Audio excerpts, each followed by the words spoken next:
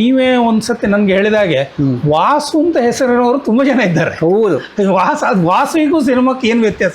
ವಾಸು ಅಂತ ಇನ್ನೊಬ್ರು ಡೈರೆಕ್ಟರ್ ಇದ್ದಾರೆ, ಹೆಚ್ ವಾಸು ಅಂತ ಇದ್ದಾರೆ, ವಿಕ್ಟ್ರಿ ವಾಸು ಅಂತಿದ್ದಾರೆ, ಆಮೇಲೆ ಮಡ್ರಾಸಲ್ಲಿ ಒಬ್ರು ವಾಸು ಅಂತಿದ್ದಾರೆ, ಅದೇ ಆಪ್ತ ಮಿತ್ರ ಎಲ್ಲ ಮಾಡಿದವರು.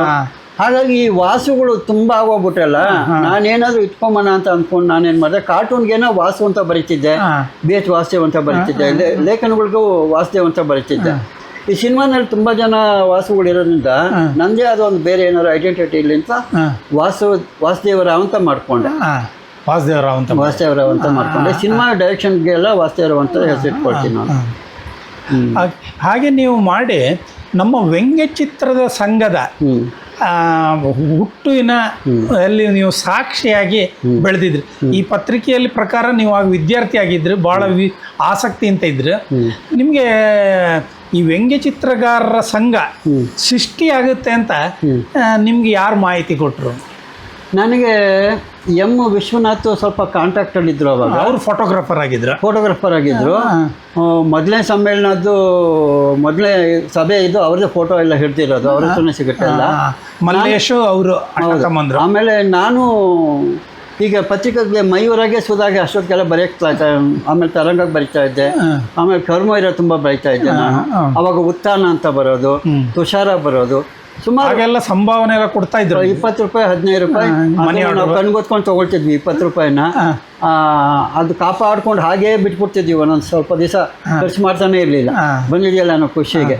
ಸೊ ಹಾಗಾಗಿ ಅದು ನಮಗೆ ಕಮ್ಮಿ ಜಾಸ್ತಿ ಅಂತ ಅನಿಸ್ದಿರ ಅವ್ರು ಕೊಟ್ಟಿದ್ದು ಒಂದು ಗೌರವಧನ ಅನ್ನೋದನ್ನ ನಾವು ಹಾಗೆ ಇಟ್ಕೊಳ್ತಾ ಇದ್ದೆ ನಾನು. ಹಾಗಾಗಿ ಅದು ಆಮೇಲೆ ಸಂಪಾದನೆಗೋಸ್ಕರ ಅಂತಲೂ ನಾವು ವ್ಯಂಗ್ಯಚಿತ್ರ ಬರಿತಾನೆ ಇರಲಿಲ್ಲ. ಅದೊಂದು ಹವ್ಯಾಸ, ಅದು ಹಾಗೆ ಇರಲಿ ಅಂತ ಅಂದ್ಬಿಟ್ಟು ವ್ಯಂಗ್ಯಚಿತ್ರಗಳು ಬರಿತಾ ಇದ್ವಿ. ಅದಾದಮೇಲೆ ನನಗೆ ನಂದು ಯಾವುದೋ ಪೇಪರ್ಗಳಲ್ಲಿ ಮಾಹಿತಿ ತೊಗೊಂಡು ಅಂತ ಅನಿಸುತ್ತೆ. ನಮಗೆ KR ಸ್ವಾಮಿ ಅವರಿಂದ ಒಂದು ಲೆಟ್ರ್ ಬಂತು ನನಗೆ. 77ರಲ್ಲಿ ಒಂದು ಲೆಟ್ರ್ ಇದೆ ನಿಮ್ಮಲ್ಲಿ? ಇದೆ, ನಾನು ತೋರಿಸ್ತೀನಿ ನನಗೆ. ಆ ಲೆಟ್ರಲ್ಲಿ ಏನಿತ್ತು ಅಂತಂದರೆ, ಈ ಥರ ಬ್ಲೂ ಇಂಕಲ್ಲಿ ಬರೆದಿದ್ರು, ಒಂದು ಪೇಜ್ ಪೂರ್ತಿ ಬರೆದಿದ್ರು. ಈ ಥರ ಒಂದು ವ್ಯಂಗ್ಯಚಿತ್ರ ಸಭೆ ಮಾಡ್ತಾ ಇದ್ದೀವಿ, ಮೊದಲನೇ ಸಭೆ ನಮಗೆ. ಅದಕ್ಕೆ ನಿಮ್ಮ ಚಿತ್ರಗಳನ್ನ ಗಮನಿಸಿದ್ದೀವಿ, ನೀವು ದಯವಿಟ್ಟು ಬರಬೇಕು, ಸದಸ್ಯರಾಗಬೇಕು ಅಲ್ಲಿಗೆ, ಈ ಥರ ಅಂತ ಅಂದ್ಬಿಟ್ಟು ಅಡ್ರೆಸ್ ಸಮೇತ ಕೊಟ್ಟಿದ್ರು. ಅವಾಗ ನಮಗೆ ಭಾಳ ಖುಷಿ ಆಯಿತು, ನಮ್ಮನ್ನು ಗುರ್ಸೋರು ಇದೆ ಅಂತ ಅಂದ್ಬಿಟ್ಟು. ಅವಾಗ ಸಂಘ ಏನು ಮಾಡುತ್ತೆ ಅನ್ನೋ ಕಲ್ಪನೆ ಇರಲಿಲ್ಲ ನನಗೆ. ನಾವೆಲ್ಲ ಒಂದು ಕಡೆ ಸೇರ್ತೀವಲ್ಲ. ಆವಾಗ ನಾನು ನಾಡಿಗೋರ್ದು, KR ಸ್ವಾಮಿ ಅವ್ರದ್ದು, ವಿಶ್ವನಾಥ್ ಅವ್ರದ್ದು, ಸೊ ರಾಮಮೂರ್ತಿ ಅವ್ರದ್ದು, ಪ್ರಜಾವಾಣಿ ಅವ್ರದ್ದು, ರಾಮಮೂರ್ತಿ ಅವ್ರದ್ದು, ಹೀಗೆಲ್ಲ ಚಿತ್ರಗಳು ನೋಡ್ತಾ ಇದ್ರಿಂದ ಎಲ್ಲರೂ ಒಟ್ಟಿಗೆ ಸೇರ್ತಾರಲ್ಲ ಅನ್ನೋ ಕಾರಣಕ್ಕೆ ನಾನು ಅಲ್ಲಿಗೆ ಹೋದೆ ನಾನು. ಸೊ ಅಭಿನಯ ಥಿಯೇಟ್ರ್ ಕೆಳಗಡೆ ಒಂದು ಇದೆ, ಅದು ಅಡ್ರೆಸ್ ಹೇಳ್ತೀನಿ, ಅಲ್ಲಿ ನಡೀತು. ಕೆಂಪೇಗೌಡ ರೋಡ್, ಅಭಿನಯ ಥಿಯೇಟ್ರ್ ಕೆಳಗಡೆ ಟಾಕೀಸ್. ಅದೇನೋ ಒಂದು ಇಲೆಕ್ಟ್ರಿಕ್ ತುಂಬ ಅಂಗಡಿಗಳೆಲ್ಲ ಇದೆಯಲ್ಲ, ಅಂಗಡಿ ಸಾಲುಗಳೇ. ಅದು ಏನೋ ಆರ್ಯಕ್ಷೇತ್ರೀಯ ಸಭಾ ಅಂತಲೇ ಏನೋ ಇದೆ ಅದು. ಸೊ ಅಲ್ಲಿ ಸೇರಿದ್ವಿ. ಅಲ್ಲಿ ಸೇರಿದ ಮೇಲೆ ಅವಾಗ ಗೊತ್ತಾಯಿತು ಇಷ್ಟೊಂದು ಜನ ಇದ್ದಾರೆ ಅಂತ. ಊರುಗಳಿಂದೆಲ್ಲ ಬಂದ್ಬಿಟ್ಟಿದ್ರು, ತುಂಬ ಊರಿಂದ ಬಂದಿದ್ರು. ಆವಾಗ ನಾನು ಎಲ್ಲರೂ ಒಂದೇ ಕಡೆ ಸಿಕ್ಬಿಟ್ಟಲ್ಲ ಅಂತ ನನಗೂ ಇದಾಯಿತು ಪರಸ್ಪರ. ಆಗ ನೀವು BCom ಮಾಡ್ತಾ ಇದ್ರಿ? ಆಗೋಗಿತ್ತು, ಫೈನಲಲ್ಲಿತ್ತು. ಅದಾದಮೇಲೆ ಕೊನೆಗೆ ನಾವೇನು ಮಾಡಿದ್ವಿ, ಅಲ್ಲೆಲ್ಲ ಪರಿಚಯಗಳಾಯಿತು, ಅಡ್ರೆಸ್ಗಳು ತೊಗೊಂಡ್ರು. 20 ರೂಪಾಯಿ ಕೊಟ್ಟು ಮೆಂಬರ್ ಆಗಿ ಅಂತಂದರು. ಅದು 25 ರೂಪಾಯಿ ಫಸ್ಟು ಮೆಂಬರ್ಶಿಪ್ಪು, 20 ರೂಪಾಯಿ. ಆ ರೆಸಿಟಿ ಕೂಡ ಇಟ್ಟಿದ್ದೀನಿ ನಾನು. ಸುಮಾರು ಜನಕ್ಕೆ ಆಶ್ಚರ್ಯ ಆಗ್ಬೋದು, ಅದು ಇಟ್ಟಿದ್ದೀನಿ ನಾನು. ಅದು ವರ್ಷಕ್ಕೊಮ್ಮೆ ವಾರ್ಷಿಕ ಚಂದಾದಾರಕ್ಕೆ ಅಂತ ಅಂದ್ಬಿಟ್ಟು 20 ರೂಪಾಯಿ ಕೊಡ್ತಿದ್ವಿ. ಅದಾದಮೇಲೆ ಒಂದಷ್ಟು ಮೆಂಬರ್ಸು ಅವಾಗತ್ತೆ ಸುಮಾರು ಒಂದು 80 ಜನ ಬಂದಿದ್ರು ಅಲ್ಲಿಗೆ. ಸೊ ಕರ್ನಾಟಕದಾದ್ಯಂತ ಎಲ್ಲ ಕಡೆಯಿಂದನೂ ಬಂದ್ಬಿಟ್ಟಿದ್ರು. ಎಲ್ರಿಗೂ ಏನೋ ಒಂದು ಖುಷಿ, ಎಲ್ಲರೂ ಪರಿಚಯಗಳು ಮಾಡ್ಕೊಳ್ಳೋದು ಅದು ಇದೆಲ್ಲ ಆಯಿತು. ಅದಾದ ನಂತರ ರೆಗ್ಯುಲರಾಗಿ ನಾನು ಅದಕ್ಕೆ ಒಂದು ಸದಸ್ಯ ಆಗೋಗ್ಬಿಟ್ಟೆ. ಸೊ ಹೀಗೆ 50 ವರ್ಷದ ಮೇಲೆ ಆಗೋಗಿದೆ ಅದು ಸಂಘ ಆಗಿ ಅಂತ ಅನಿಸುತ್ತೆ. ಆಗ ನೀವು BB ರಾಮಮೂರ್ತಿ ಇವರನ್ನೆಲ್ಲ ಭೇಟಿಯಾಗಿದ್ವಿ. ಅವಾಗ ಫೋಟೋ ಹಿಡಿಸ್ಕೊಳ್ಬೇಕು, ತುಂಬ ನುಗ್ಳಿತ್ತು, ಆಗಲಿಲ್ಲ ನಮಗೆ. ಆ ಆಟೋಗ್ರಾಫರು ತೊಗೊಂಬನ ಅಂದ್ಕೊಂಡು ಒಂದು 2-3 ಜನ ತೊಗೊಂಡೆ ಅಂತ ಅನಿಸುತ್ತೆ ನನಗೆ. ಯಾರಿಗ್ಯಾರು ಮಾತಾಡ್ಸೋ ಅಷ್ಟು ಇದಿರಲಿಲ್ಲ, ಎಲ್ರಿಗೂ ಮಾತಾಡಬೇಕು. ಇದೊಂದು ಹೆಚ್ಚು ಸಂಪರ್ಕ ಎಂ ವಿಶ್ವನಾಥ್ ಇದೆ.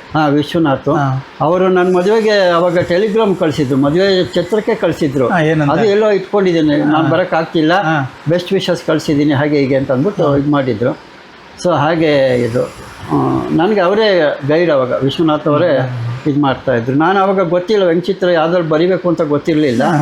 ಸೊ ಅವ್ರನ್ನು ಕೇಳಿದ್ದೆ ನಾನು, ಯಾವ್ದ್ರಲ್ಲಿ ಬರೀತೀರ ನೀವೆಲ್ಲ ಏನು ಅಂತ. ಯಾವುದೇ any sketch pen you can use ಅಂತ ಅನ್ಬೋದು. ಸೊ ನಾನೇನು ಮಾಡಿದೆ ಅವಾಗ, ಎನಿ ಸ್ಕ್ರಿಪ್ಟ್ ಸ್ಕೆಚ್ ಪೆನ್ ಅವಾಗ ಲಕ್ಸರ್ದು ಒಂದು ಬರೋದು, ಬಿಳಿ ಮೂತಿ ಬ್ಲ್ಯಾಕ್ ಪೆನ್ನು, ಅದು ಬರೋದು. ಡ್ರಾಯಿಂಗ್ ಮೆಟೀರಿಯಲ್ ಎಲ್ಲ ಆ ನಂತರ ನಾನು ತೊಗೊಂಡಿದ್ದೆ. ಕೈಗೆ ಸಿಕ್ಕಿದ್ದಲ್ಲಿ ಆ ಸೈಜು ಗೊತ್ತಿರಲಿಲ್ಲ ನಮಗೆ. ಸೊ ಹಾಗೆ ಚಿತ್ರಗಳು ಬರೀತಾ ಇದ್ದೆ. ಐಡಿಯಾಗಳು ಬಂದಾಗೆಲ್ಲ ಒಂದು ನೋಟ್ಬುಕ್ಕಲ್ಲಿ ಬರ್ಕೊಳ್ತಿದ್ದೆ. ಅದನ್ನು ಹಾಗೆ ಡೆವಲಪ್ ಮಾಡಿ ಅದನ್ನು ಕಳಿಸ್ತಾ ಇದ್ದೆ. ಆಮೇಲೆ ನೀವು ಈಗ 20ರಿಂದ ಒಂದು 50 ವರ್ಷ ಫಿಲ್ಮ್ ಫೀಲ್ಡಲ್ಲಿ ನೀವು ವೃತ್ತಿಯಾಗಿ ಮಾಡ್ತಾಯಿದ್ದೀರಿ. ನೀವು ಎಷ್ಟು ಫಿಲ್ಮ್ಗಳಿಗೆ ಅಸಿಸ್ಟೆಂಟ್ ಡೈರೆಕ್ಟರ್ ಎಲ್ಲ ಕೆಲಸ ಮಾಡಿದ್ದೀರಿ? ನಾನು ಅಸಿಸ್ಟೆಂಟ್ ಡೈರೆಕ್ಟ್ರಾಗಿ ಒಂದು 20 ಸಿನಿಮಾ ಕೆಲಸ ಮಾಡಿದೆ. ಲಾಸ್ಟು ಬಂಗಾರಪ್ಪ ಅವ್ರದ್ದು ಅವ್ರ ಮಗನ ಹಾಕ್ಕೊಂಡು ಒಂದು ಸಿನಿಮಾ ಮಾಡಿದ್ರು, ಶರಬೇಗದ ಸರದಾರ ಅಂತ. KV ಜಯರಾಮ್ ಅದಕ್ಕೆ ಡೈರೆಕ್ಟ್ರು. ಅವರು ನಮ್ಮ ಮನೆ ಹತ್ರನೇ ಇದ್ದರು, ದೇವೆ ಪಾರ್ಕ್ ಹಿಂಭಾಗದಲ್ಲೇ ಇದ್ದರು. ಅವರು ಕಾದಂಬರಿ ನಿರ್ದೇಶಕರು ಅಂತಲೇ ಅವ್ರಿಗೆ ಹೆಸರಾಗೋಗಿತ್ತು. ಸೊ ಅವ್ರ ಜೊತೆ ಶರಬೇಗ ಸರ್ದಾರ, ಅವರು ಕನ್ನಡಿಗರೇ? ಅವ್ರು ಕನ್ನಡದವರೇ, ಮಂಡ್ಯ ಕಡೆಯವರು. ಅದರಲ್ಲಿ ನಾನು ಕೆಲಸ ಮಾಡಿದೆ. ನಾನು ಸಾಂಗ್ ರೆಕಾರ್ಡಿಂಗ್ ಆಗೋ ತನಕ ಇತ್ತು. ದೊಡ್ಡರಂಗೇಗೌಡ ಹಾಡುಗಳು ಬರೋದ್ರು. ಸೊ ಅದು ತನಕ ಕೆಲಸ ಮಾಡಿದೆ. ನಮ್ಮ ಒಂದು ಡೈರೆಕ್ಟರ್ ಅಂದರೆ ಏನಂತ ನಮಗೊಂದು ಕಲ್ಪನೆ ಇದೆ. ಹೌದು. ಅಸಿಸ್ಟೆಂಟ್ ಡೈರೆಕ್ಟರ್ ಅಂದರೆ ಏನು ಕೆಲಸ ಇರ್ತದೆ ಅಂತ? ಅಸಿಸ್ಟೆಂಟ್ ಡೈರೆಕ್ಟ್ರು ಅಂತಂದರೆ ಡೈರೆಕ್ಟ್ರ್ ಆಗೋಕ್ಕೆ ಮೊದಲು ಒಂದು 10 ಮೆಟ್ಲು ಇರುತ್ತೆ. 10 ಮೆಟ್ಲು ದಾಟ್ಕೊಂಡು ಬರೋನೇ ಡೈರೆಕ್ಟ್ರು.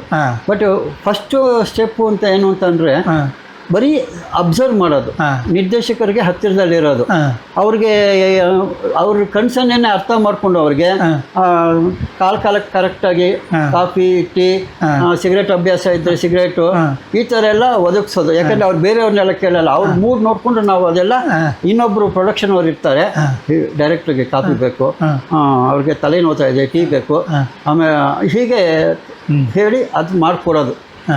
ಅವರ ಪರಿಚಾರಕರಾಗಿ ಇರಬೇಕಾಗತ್ತೆ. ಆಮೇಲೆ ನಾವು ಅವ್ರನ್ನ ಅಬ್ಸರ್ವ್ ಮಾಡ್ತಿರ್ತೀವಿ, ಅವ್ರು ನಮ್ಮನ್ನ ಅಬ್ಸರ್ವ್ ಮಾಡ್ತಿರ್ತಾರೆ. ಅವ್ರು ಎಷ್ಟು ಡೈರೆಕ್ಟರ್ಗಳಿರುತ್ತೆ ಅಸಿಸ್ಟೆಂಟ್? ಒಂದು ಸಿನಿಮಾಗೆ ಆಗೆಲ್ಲ 6 ಜನದಿಂದ 5 ಜನ ತನಕ ಇರಲೇಬೇಕಾಗಿತ್ತು. ಅಷ್ಟು ಬೇಕಾಗುತ್ತೆ? 6 ಜನ ಮಿನಿಮಮ್ ಇರೋರು. ಆಮೇಲೆ ಅಪ್ರೆಂಟಿಸಿವ್ ಅಂತ ಕರೆಯೋರು. ಫಸ್ಟು ಅಪ್ರೆಂಟಿಸಿವ್ ಇಂದನೇ ಲೆಕ್ಕ. ಅದಾದಮೇಲೆ ಪ್ರಮೋಷನ್ನು ಕಂಟಿನ್ಯೂಟಿ ಅಂತ ಕೊಡ್ತಾರೆ. ಕಂಟಿನ್ಯೂಟಿ ಅಂತಂದರೆ ನಿಮಗೆ ನೀವು ಯಾವುದೋ ಒಂದು ಡೈಲಾಗ್ ಹೇಳಿ ಮತ್ತೆ ಅದು ಬ್ರೇಕ್ ಕೊಟ್ಟು ಮತ್ತೆ ಬಂದಾಗ ಅದೇ ಡೈಲಾಗಿಂದನೇ ಹೇಳಬೇಕು. ಲುಕ್ಕು, ಪ್ರಾಪರ್ಟಿ ಎಲ್ಲ ಸೇರಿಕೊಳ್ಳುತ್ತೆ. ಕಂಟಿನ್ಯೂಟಿ ಡೈರೆಕ್ಟರ್ ಅಂತ ಅಂತಾರೆ. 6-7 ಅಸಿಸ್ಟೆಂಟ್ ಡೈರೆಕ್ಟರ್ಗಳಿಗೆ ಒಂದೊಂದು ಒಬ್ಬ ವ್ಯಕ್ತಿಯನ್ನು ಅವನ ಆರೋಗ್ಯವನ್ನು ನೋಡೋದು, ಇನ್ನೊಬ್ಬರಿಗೆ ಮ್ಯಾನೇಜರ್ಸ್ ಎಲ್ಲ ಇರ್ತಾರ ಅಂತಲ್ಲ, ಹೇಗೆ ಅದು ವೃತ್ತಿ? ಈಗ ಡೈರೆಕ್ಟರ್ಗಳಿಗೆ ಮ್ಯಾನೇಜರ್ಸ್ ಇರ್ತಾರೆ, ಹಾಗೆ ಡೈರೆಕ್ಟರ್ಗೆ ಮ್ಯಾನೇಜರ್ಸ್ ಅಂತಿಲ್ಲ. ಮ್ಯಾನೇಜರ್ಸ್ ಅಂದರೆ ಓವರ್ ಆಲ್ ಒಂದು ಪ್ರೊಡಕ್ಷನ್ಗೆ ಮ್ಯಾನೇಜರ್ ಅಂತ ಇರೋರು.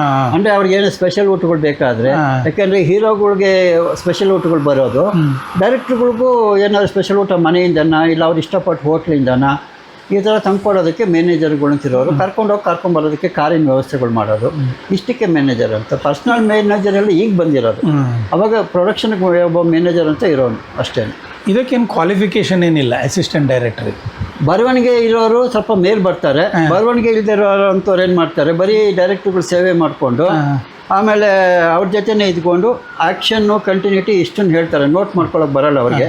ಕ್ಲಾಪ್ ಹೊಡಿತಾರೆ, ಕ್ಲಾಪಿಗೆ ಏನು ಬರವಣಿಗೆ ಬೇಕಾಗಿಲ್ಲ. ಸೊ ಹಾಗೆ ಆಗ ನೀವು ಸೇರುವಾಗ ಒಂದು ಅಸಿಸ್ಟೆಂಟ್ ಸಿನಿಮಾಕ್ಕೆ ಒಂದು ಪ್ರಾಜೆಕ್ಟಿಗೆ ದಿನ ಬತ್ತಿ ಇರ್ತದೆ, ಅದು ವಾರಕ್ಕೆ ಏನಿರ್ತದೆ? ಇಲ್ಲ, ಕಂಪ್ಲೀಟ್ ಸಿನಿಮಾ ಆಗಿ ರಿಲೀಸ್ ಆಗೋ ತನಕ ಇರಲೇಬೇಕಾಗಿತ್ತು. ಅದು ಎಷ್ಟು, ಒಂದು 3-4 ತಿಂಗಳು ಇರ್ತದೆ? ಇಲ್ಲ, 6 ತಿಂಗಳು ತೊಗೊಂಡ್ಬಿಡೋದು.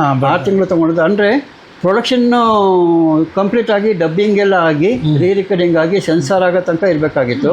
ಯಾಕೆಂದರೆ ಸೆನ್ಸಾರ್ಗೆ ನಾವು ಬರ್ಕೊಡ್ಬೇಕಾಗಿತ್ತು, ಕಥೆ ಒಂದು ಬರ್ಕೊಡ್ಬೇಕಾಗಿತ್ತು. ಅದಾದ ನಂತರ ಅವಾಗೆಲ್ಲ ಬುಕ್ಲೆಟ್ ಬರೋದು ಸಿನಿಮಾದು, ಅಂದರೆ ಹಾಡಿನ ಪುಸ್ತಕಗಳು ಅಂತ ಬರೋದು, 25 ಪೈಸಕ್ಕೂ ಒಂದು. ಅದಕ್ಕೆ ನಾವು ಮಡ್ರಾಸಲ್ಲಿ ಆರ್ಟ್ ಇವರು ಡಿಸೈನರ್ ಇರೋರು, ಪೋಸ್ಟ್ ಡಿಸೈನರ್, ಅವ್ರ ಹತ್ರ ಹೋಗಿ ಅವ್ರು ಕನ್ನಡ ಬರೋದಿಲ್ಲ, ಇಲ್ಲಾಂದರೆ ತಪ್ಪಾಗಿ ಬರೆದ್ಬಿಡ್ತಾರೆ. ಅದಕ್ಕೆ ನಾವು ಕರೆಕ್ಟಾಗಿ ಕನ್ನಡ ಸ್ಪೆಲ್ಲಿಂಗ್ ಹೀಗೆ ಅಂತ ಹೇಳಿ ತಿದ್ದಿ, ಅವಾಗೆಲ್ಲ ಬ್ಲಾಕ್ ಸಿಸ್ಟಮ್ ಇರೋದು. ಅಂದರೆ ಯಾವುದೇ ಒಂದು ಚಿತ್ರ, ಒಂದು ಅಕ್ಷರ ಬ್ಲಾಕಲ್ಲಿ ಮಾಡೋದು, ಉದ್ದು ಬ್ಲಾಕ್ ಮೇಲೆ ಕಬ್ಬಿಣದಿಂದ ಮಾಡಿ ಅದನ್ನು ಪ್ರಿಂಟ್ ಮಾಡೋರು. ಆಮೇಲೆ ಅಚ್ಚು ಅಂತ ಅಂತಾರೆ, ಮಳೆ ಅದು ಮಾಡೋರು. ಹಾಗಾಗಿ ನಾವು ಅಲ್ಲಿ ಚಿದ್ದದಕ್ಕೋಸ್ಕರ ಇರಬೇಕಾಗಿತ್ತು. ಆ ಚಿದ್ದದಕ್ಕೆ ನಿಮ್ಮ ಕನ್ನಡ ತುಂಬ ಚೆನ್ನಾಗಿ ಬರಬೇಕಾಗಿತ್ತು. ಹಾಗಾಗಿ ಯಾರು ಬರವಣಿಗೆಯಲ್ಲಿ ಗೆಲ್ತಾನೆ ಅವರು ನಿರ್ದೇಶಕರಿಗೆ ಬಲಗೈ ಬಂಟ ಆಗೋಗ್ಬಿಡ್ತಾನೆ. ಯಾವ ಅಸಿಸ್ಟೆಂಟ್ ಇಲ್ಲದೆ ಒಬ್ಬ ಡೈರೆಕ್ಟ್ ಮಾಡ್ಲಿಕ್ಕೆ ಸಾಧ್ಯ ಇಲ್ಲ. ಇಲ್ಲ ಆಗದೇ ಇಲ್ಲ. ಯಾಕೆಂದ್ರೆ ಅವ್ರಿಗೆ ತುಂಬಾ ಗಮನ ಇರುತ್ತೆ ಆರ್ಟಿಸ್ಟ್ ಮೇಲೆ. ಸೊ ಬೇಕಾದ ಪರಿಕರಗಳನ್ನೆಲ್ಲ ಒದಗಿಸೋದಕ್ಕೆ, ಸಂಭಾಷಣೆ ಹೇಳ್ಕೊಡೋದಕ್ಕೆ ಅಸಿಸ್ಟೆಂಟ್ಸ್ಗಳು ಬೇಕೇ ಬೇಕು. ಸಂಭಾಷಣೆ ಹೇಳಕ್ಕೆ ಒಬ್ಬ ಅಸಿಸ್ಟೆಂಟ್ ಡೈರೆಕ್ಟರ್ ಇರ್ತಾನೆ. ಸೊ ಅವನ್ನ ಅಸೋಸಿಯೇಟ್ ಅಂತ ಕರಿತೀವಿ. ಆಮೇಲೆ ಬೇರೆ ಬೇರೆ ಬೇರೆ ಬೇರೆ ವಿಭಾಗಗಳೆಲ್ಲ ನೋಡ್ಕೊಬೇಕಾಗತ್ತೆ. ಸೊ ಅದಕ್ಕೆಲ್ಲ 3 ಜನನಾದ್ರೂ ಕನಿಷ್ಠ ಪಕ್ಷ ಬೇಕೇ ಬೇಕಾಗುತ್ತೆ. ಅದು ನಿರ್ದೇಶಕನ ಕೆಲಸನ ಹಗುರ ಮಾಡೋದಕ್ಕೆ, ಅವನ ಕಾನ್ಸಂಟ್ರೇಷನ್ ಡೈರೆಕ್ಷನ್ ಮೇಲೆ ಇರೋದಕ್ಕೆ. ನಿಧಾನದಲ್ಲಿ ಅಂತ ಹಂತದವರೇ ಮತ್ತೆ ಡೈರೆಕ್ಟರ್ ಆಗಿ ಹೋಗ್ತಾರೆ. ಹೌದು, ಏನಿಲ್ಲ ಅಂದ್ರೆ ಒಬ್ಬ ಅಸಿಸ್ಟೆಂಟ್ ಡೈರೆಕ್ಟ್ರು ಅಸೋಸಿಯೇಟ್ ಆಗಿ, ಆಮೇಲೆ ಕೋ ಡೈರೆಕ್ಟರ್ ಆಗೋದಕ್ಕೆ ಅಥವಾ ಡೈರೆಕ್ಟರ್ ಸಮಾನ ಬರೋದಕ್ಕೆ 10 ರಿಂದ 15 ವರ್ಷ ಬೇಕೇ ಬೇಕಾಗಿತ್ತು. ಅವಾಗ ಅದೊಂದು ಗುರು ಶಿಷ್ಯ ಪರಂಪರೆ ಅಂತ ಬೆಳ್ಕೊಂಡು ಬಂದಿತ್ತು. ಇವಾಗ ಅದು ಹೊರಟೋಗ್ಬಿಟ್ಟಿದೆ. ಇವಾಗ ಈ ಅಸಿಸ್ಟೆಂಟ್ ಡೈರೆಕ್ಟರ್ಗೂ ಮತ್ತು ಅಸೋಸಿಯೇಟ್ ಡೈರೆಕ್ಟರ್ಗೆ ಏನು ವ್ಯತ್ಯಾಸ ಇರ್ತದೆ? ಅವನ ರೋಲ್ ಸಂಬಳದಲ್ಲಿ ವ್ಯತ್ಯಾಸ ಇರ್ತದೆ. ಸಂಬಳದಲ್ಲೂ ವ್ಯತ್ಯಾಸ ಇರುತ್ತೆ. ಅಸಿಸ್ಟೆಂಟ್ ಡೈರೆಕ್ಟರ್ ಉಂಟು ಕಲಿಕೆ ಹಂತ. ಅವ್ರು ಬರೀ ಕಲಿಕೆ ಅಷ್ಟೇ. ಯಾಕೆಂದರೆ ಸಿನಿಮಾನಲ್ಲಿ ಒಂದು 30 ಡಿಪಾರ್ಟ್ಮೆಂಟ್ ಇರುತ್ತೆ. 30 ಡಿಪಾರ್ಟ್ಮೆಂಟು ಕಲಿಯೋನು ಅಸೋಸಿಯೇಟ್ ಆಗಿ ಹೋಗ್ತಾನೆ. ಇದೆಲ್ಲ ಮೀರಿದವರು ಡೈರೆಕ್ಟರ್ ಆಗ್ತಾರೆ. ಸೊ ನಿಮಗೆ ಸಾಹಿತ್ಯ ಜ್ಞಾನ ಇರಬೇಕು, ಬರವಣಿಗೆ ಇರಬೇಕು, ಸ್ವಚ್ಛವಾಗಿ ಆರ್ಟಿಸ್ಟ್ಗಳಿಗೆ ಭಾಷೆ ಹೇಳ್ಕೊಡ್ಬೇಕು. ಈಗ ಬೇರೆ ಬೇರೆ ಭಾಷೆಯವರೆಲ್ಲ ಬಂದ್ಬಿಡ್ತಾರೆ, ಅವ್ರಿಗೆ ಕನ್ನಡ ಬರೋದಿಲ್ಲ ಮಾತಾಡೋದಕ್ಕೆ. ಅವ್ರಿಗೆ ನೀವು ಕನ್ನಡ ಕಲಿಸ್ಬೇಕು, ಇಲ್ಲ ಅವ್ರು ಮಾಡಿದ್ದೇನೆ ನೀವು ಕನ್ನಡ ಅಂತ ಒಪ್ಕೊಬೇಕು. ಹೀಗೆಲ್ಲ ಇರೋದ್ರಿಂದ ಏನಾಗುತ್ತೆ, ಬರವಣಿಗೆ ಇರೋರಿಗೆ ಸ್ಪಾಟಲ್ಲೇ ತಿದ್ದಿ ಅವ್ರನ್ನ ತೀಡಿ ಅವರಿಂದ ರೆಡಿ ಮಾಡಿಸಿ, ಸರ್ ಇವ್ರು ರೆಡಿ ಇದ್ದಾರೆ, ಈಗ ನೀವು ಟೇಕ್ ಮಾಡ್ಬೋದು ಅಂತ ಅಂದಾಗ ಡೈರೆಕ್ಟ್ರು ಬರ್ತಾರೆ. ಅಲ್ಲಿವರೆಗೂ ಅಲ್ಲಿ ಒಂದು ಕಡೆ ಕೂತ್ಕೊಂಡು ನೋಡ್ತಾ ಇರ್ತಾರೆ. ಅದು ಅವ್ರನ್ನ ಆರ್ಟಿಸ್ಟ್ನ ಫುಲ್ಲು ರೆಡಿ ಮಾಡಿ ಬ್ಯಾಕ್ಗ್ರೌಂಡಲ್ಲಿ ಲೈಟ್ ಮುಂದೆ ಕ್ಯಾಮ್ರಾ ಮುಂದೆ ಕರ್ಕೊಂಡ್ಬಂದು ನಿಲ್ಲಿಸೋದೇ ಅಸೋಸಿಯೇಟ್ ಡೈರೆಕ್ಟರ್. ಅದು ಅಷ್ಟು ಪರಿಣಿತಿ. ಅವರು ಅಸೋಸಿಯೇಟ್ ಡೈರೆಕ್ಟರ್, ಅವ್ರ ಅಸೋಸಿಯೇಟ್ ಡೈರೆಕ್ಟರ್. ಅವರ ಕೈ ಕೆಳಗೆ ಅಸಿಸ್ಟೆಂಟ್ ಡೈರೆಕ್ಟರ್. ಅಸಿಸ್ಟೆಂಟ್ಸ್ಗಳು ಏನು ಮಾಡಬೇಕು, ಅವ್ರು ಎಲ್ಲೆಲ್ಲೋ ಹೊರಟೋಗಿರ್ತಾರೆ, ಡೈಲಾಗ್ ಅಭ್ಯಾಸ ಮಾಡಿಕೊಂಡು ಮರದ ಕೆಳಗಡೆ. ಅವರಿಗೆ ಒಂದೊಂದು ವಿಭಾಗವನ್ನು ನೀವು ವಿಂಗಡಿಸಿರ್ತೀರಾ. ಒಬ್ಬರು ಪರಿಚಾರಕರಿಗೆ, ಒಬ್ಬರು ಹೀರೋಯಿನಿಗೆ, ಒಬ್ರಿಗೆ ಹೀರೋ ಅಂತ ಹಾಗೆ ವಿಂಗಡಣೆ ಆಗಿರ್ತದ ಹೇಗೆ? ಅದು ಇಲ್ಲ, ಎಲ್ಲ ಡೈರೆಕ್ಟರ್ಗಳಿಗೂ ಒಬ್ಬ ಅಸೋಸಿಯೇಟ್ ಇದ್ದೇ ಇರ್ತಾನೆ. ಅಂದರೆ ಎಲ್ಲ ಆರ್ಟಿಸ್ಟ್ಗೂ ಹೇಳ್ಕೊಡೋದೆಲ್ಲ ಅವನೇನೆ. ಈಗ ಸಂಭಾಷಣೆ ಹೇಳ್ಕೊಡೋಕ್ಕೆ ಅಂತಲೂ ಒಬ್ಬ ಅಸೋಸಿಯೇಟನ್ನು ಇದು ಮಾಡಿಬಿಟ್ಟಿರ್ತಾರೆ. ಯಾಕೆಂದರೆ ಅವನು ಕಾಂಪ್ರಮೈಸ್ ಆಗಾಗಿಲ್ಲ. ಅವರಿಂದ ಆ ಸಂಭಾಷಣೆ ಬರೋ ತನಕ ಬಿಡಬಾರ್ದು. ಹಾಗಾಗಿ ಇವಾಗ ಇಲ್ಲಾಂದ್ರೆ ಇಲ್ಲಿ ನೀವು ತಪ್ಪು ಮಾಡಿದ್ರೆ ಸೆಟ್ಟಲ್ಲಿ ಡಬ್ಬಿಂಗಲ್ಲೂ ತಪ್ಪಾಗಿ ಹೋಗ್ಬಿಡುತ್ತೆ. ಹಾಗಾಗಿ ಆನ್ ದ ಸ್ಪಾಟಲ್ಲಿ ಸೆಟ್ಟಲ್ಲಿ ಅವ್ರ ಭಾಷೆನ ತಿದ್ದೋದಕ್ಕೆ ಒಬ್ಬ ಸಂಭಾಷಣೆ ಚೆನ್ನಾಗಿ ನುರ್ತವನು ಒಬ್ಬ ಬೇಕಾಗ್ತಾನೆ. ಹಾಗಾಗಿ ಅದಕ್ಕೊಬ್ಬ ಅಸೋಸಿಯೇಟು, ಡೈರೆಕ್ಷನ್ ಡಿಪಾರ್ಟ್ಮೆಂಟ್ಗೆ ಒಬ್ಬ ಅಸೋಸಿಯೇಟ್. ಇಬ್ಬರು ಅಸೋಸಿಯೇಟ್ಗಳು, ಇಬ್ಬರು ರೈಟ್ ಹ್ಯಾಂಡು ಲೆಫ್ಟ್ ಹ್ಯಾಂಡ್ ಇದ್ದಾಗ ಡೈರೆಕ್ಟರ್ಗಳಿಗೆ. ಇನ್ನು ಉಳಿದವರೆಲ್ಲ ಸಣ್ಣ ಪುಟ್ಟ ಕೆಲಸಗಳು ಮಾಡ್ಕೊಂಡು ಇರ್ತಾರೆ ಅಷ್ಟೇ. ನೀವು ಸೇರಿದಾಗ ನೀವು ಫಸ್ಟ್ ಫಿಲ್ಮು ನೀವು ಮಾಡಿದ್ದು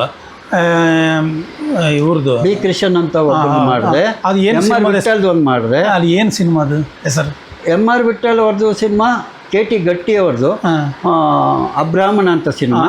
ಅದು ಕಾದಂಬರಿಯಾಗಿ ತುಂಬ ಹೆಸರುವಾಸಿ ಆಗಿತ್ತು. ಅನಂತನಾಗ್ ಅವರು ಒಪ್ಕೊಂಡಿದ್ರು.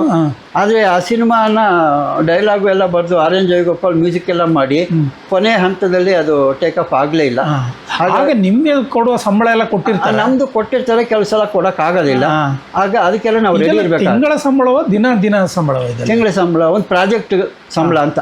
ಅಂದರೆ ನೀವು ಈ ಸಿನಿಮಾ ಕೆಲಸ ಮಾಡ್ತೀರ ಅಂದರೆ 3 ರಿಂದ 6 ತಿಂಗಳು ನೀವು ಅದರಲ್ಲಿ ಇರಬೇಕು. ಅವಾಗ ಅವ್ರು ಇಷ್ಟ ಬಂದಾಗ ಕೊಡ್ತಾರೆ, ತಿಂಗಳಿಗೆ ಒಂದ್ಸಲ ಕೊಡ್ತಾರೆ. ಸೊ ನೀವು ಸೆಟ್ಟಲ್ಲಿದ್ದಾಗ ನಿಮ್ಗೊಂದು ಹೋಗಿ ಬರೋ ಖರ್ಚುಗಳು ಅಂತ ನೋಡ್ಕೊಳ್ತಾರೆ, ಕನ್ವೆನ್ಸ್ ಅಂತ ಅಂತಾರೆ ಅದಕ್ಕೆ. ಸೊ ಆಗ ನೀವು ಸ್ಟಾರ್ಟ್ ಮಾಡಿದ್ದು ಈಗ 50 ವರ್ಷದ ಹಿಂದೆ, ಅಂದರೆ 82